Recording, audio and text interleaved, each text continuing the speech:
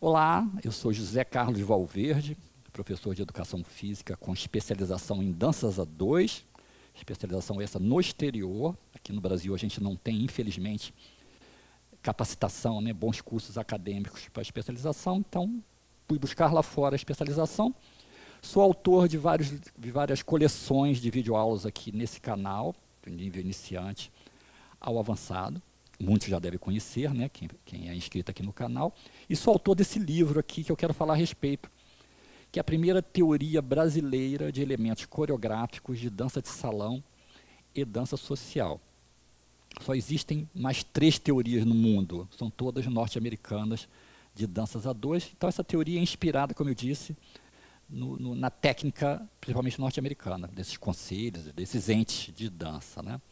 Bom, eu vou paginar aqui o conteúdo do livro, porque para mostrar que esse livro é muito importante, muito interessante como material de estudo para profissionais, para professores, para artistas que trabalham com dança de salão, dança social, danças a dois, para praticantes recreativos que gostam de estudar mais a dança, ter mais conhecimento do que só o passinho da aula. Tem muito aluno, eu tenho vários alunos que gostam de estudar mais, enfim, a parte técnica, né, da dança. Então, esse livro ele é muito interessante para essas pessoas, né?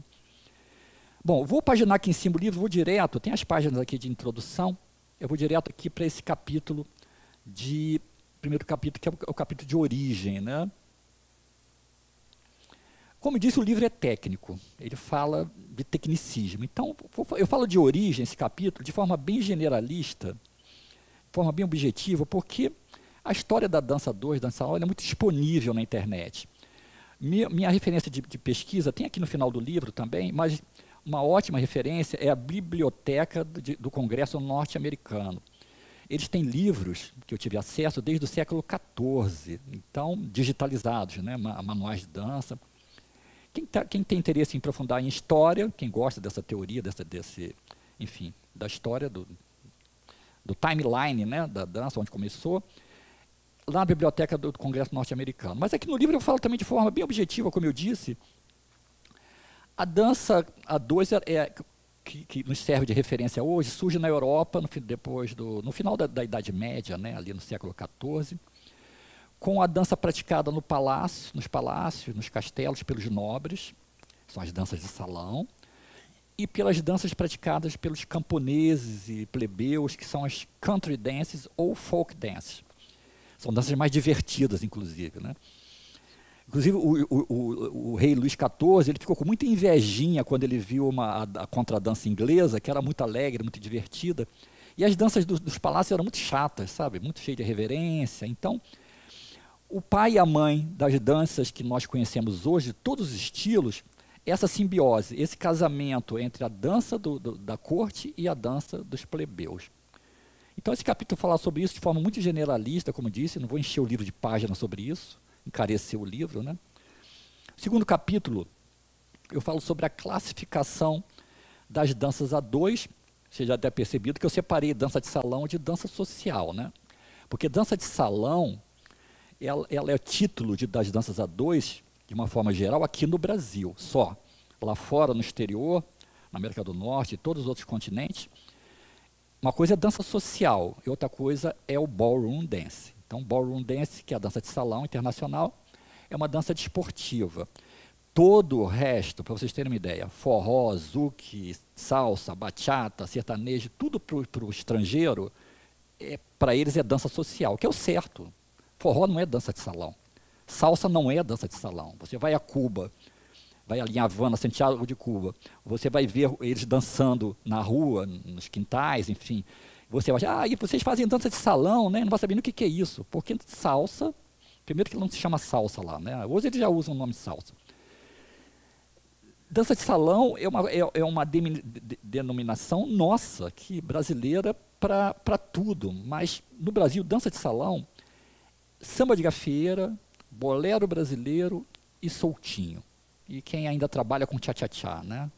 Então, isso é dança de salão porque tem origem no mesmo ambiente, nas gafieiras, nos bailes de dança de salão. É esse cardápio de estilos. O forró não é, o forró roots, que o nativo dança ali na terra, ele aprende primeiro o forró roots, não sabe nem o que é dança de salão, né? Então, separar o que é dança de salão e o que é dança social. Outra classificação é de respeito ao que é dança progressiva e o que é dança estacionária. Dança progressiva é aquelas que dançam no sentido da ronda. Internacionalmente isso é chamado de line dance, né? Os casais giram, o tango é uma dança progressiva, o samba de gafieira já foi, né? Alguns ainda tentam manter a tradição viva, ainda fazem a ronda, outros insistem em dançar no mesmo lugar, ficar pulando ali, fazendo escovinha, né? Pulando ali o samba todo. Mas o samba de salão, existe samba de gafieira e existe samba de salão. Tá? O samba de salão surge na década de 1980. No livro eu falo sobre isso, que é um samba mais linear. E tem o samba pulsado, que é o samba de gafieira. Bom, mas isso aí está no livro. Né? Então, danças progressivas, está aqui, eu mostro aqui uns desenhos. O que é o back hold, V-hold, shoulder hold. São esses tipos de abraço aqui, chamado de close position. No Brasil não é conhecido assim, tá? Estou falando a denominação internacional. Shadow hold, tendon hold, são essas formas de abraço. Depois eu falo das spot dance, que são as danças estacionárias. Soltinho, forró, sertanejo, são danças estacionárias, são chamadas spot dance, danças que não usam a ronda, dançam no mesmo lugar. Está aqui também os exemplos das posições mais usadas, a disposição dos casais na sala de aula ou na pista de dança. Exemplo da dança progressiva, também quais são as danças mais praticadas no Brasil, dessas categorias. Depois do capítulo 3 eu falo sobre capacitação e conteúdos. Esse capítulo eu falo sobre profissionalização, qual é a legislação que autoriza as pessoas a darem aula de dança, a educação física, a graduação, né, o MEC autoriza, o bacharel licenciado em dança também tem autorização do MEC para dar aula de dança, e todos aqueles que não têm essas graduações, mas que buscaram no sindicato dos profissionais de dança a sua capacitação, o seu DRT. Então, essas pessoas estão legalmente autorizadas a dar aula de dança. A lei que constitui a profissão de dançarino autoriza a dar aula. Depois, esse capítulo é bem legal, que é base disciplinar. Aqui a gente começa a entrar mesmo no conteúdo do tecnicismo, né? Nas danças a dois, para teorias internacionais, departamentos de universidades norte-americanas de dança, eles categorizam um primeiro round de disciplinas, que são as disciplinas da motricidade humana, cinesiologia. Quais são essas disciplinas? Anatomia, fisiologia e biomecânica.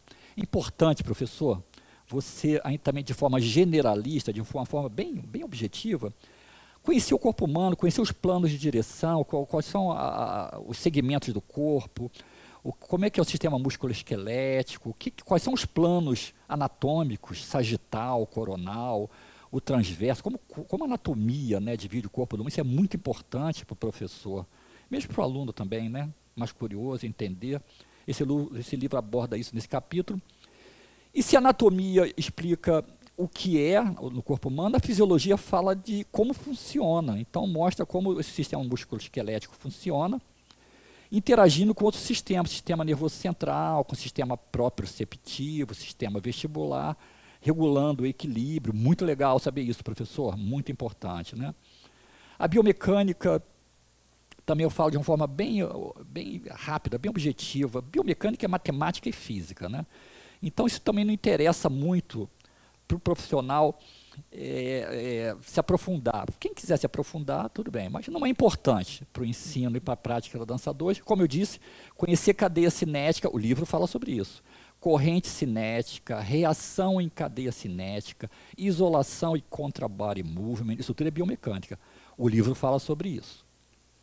Então, eu tenho aqui as disciplinas do primeiro round que eu falei, que são da motricidade humana, e tem o segundo round, que são as interdisciplinas, muito importantes. Tem várias, né, mas duas importantes.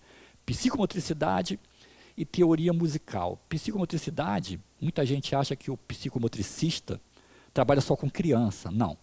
A psicomotricidade ela é muito importante de entender ela no desenvolvimento motor, do gesto motor de quem aprende dança de salão e dança social, danças a dois. É importante ter também essa ideia generalista da psicomotricidade. Teoria musical já não dá para ser tão generalista, é importante a gente conhecer os elementos da teoria musical E também estabelecer a diferença, compreender a diferença entre teoria musical e teoria coreográfica. Tem muito músico dando aula de dança de salão e forçando a teoria musical em cima da teoria coreográfica. Ele não estudou teoria coreográfica, o músico, né? O músico estuda música, né? Então ele não pode falar sobre o que ele não estudou. Era bom ler esse livro e entender a diferença. Então essas são as interdisciplinas. Nós temos agora um terceiro round, que são as transdisciplinas. As interdisciplinas, elas são fronteiriças à cinesiologia, né? Agora, o terceiro round, as transdisciplinas, elas já são transversas, por isso que elas são transdisciplinas. Existem várias. Cada vez a ciência, as academias norte-americanas catalogam mais, mas de maneira geral, pedagogia e a dança. Entender a interação dessas disciplinas é muito importante, professor. Você saber como a pedagogia ajuda, fortalece você no argumento de aula, né? A psicologia e a dança, como que essa disciplina, como essa área do saber é importante para ajudar tanto na parte comportamental, de entender o aluno na interação, na empatia com o aluno, como também a psicologia ajuda muito em treinar, profissionalmente, equipes de dança, equipes de combate de esportes, possuem psicólogo, inclusive, na junta multidisciplinar. A psicologia é muito importante. A filosofia e a dança. Gente, os principais filósofos que nós conhecemos, Nietzsche é um deles, eram apaixonados por dança, porque a dança é uma linguagem não verbal, e os filósofos adoram isso. A filosofia tem muito estudo, muita análise, principalmente sobre a dança de salão.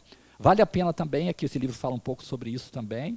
Enfim, aí tem outras transdisciplinas, história, a gente vê um pouco, história e a dança, sociologia e a dança, antropologia e a dança, elas são meio transversas, né?